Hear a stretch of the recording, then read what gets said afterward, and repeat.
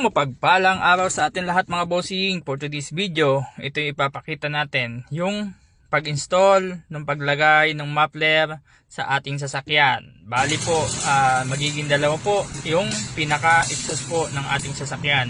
Bali po, yung brand po ng ating exhaust ay Magnaflow mga bossing. Yan po, kung makikita nyo dyan, yan po, ginagawa na yung ating pinaka-pipe ng muffler. Kaya yan mga bossing, kaya matagal na ito ikinabit sa ating sasakyan. Yung ko pa lang po pinupost mga bossing. Kaya ito, makikita natin, magiging ganito na yung magiging muka nung sasakyan natin pag naikabit na yung muffler na ito mga bossing. Ganyan po magiging muka niya mga bossing. Bali po, pinalitan din natin siya ng pinaka diffuser kasi dyan po yung yan po yung bumagay sa kanyang diffuser, at saka may cut na talaga siya kaliwa kanan na naka design doon sa muffler na ito na nilalagay natin. At yung gitna po, nilagyan din natin siya ng brake light.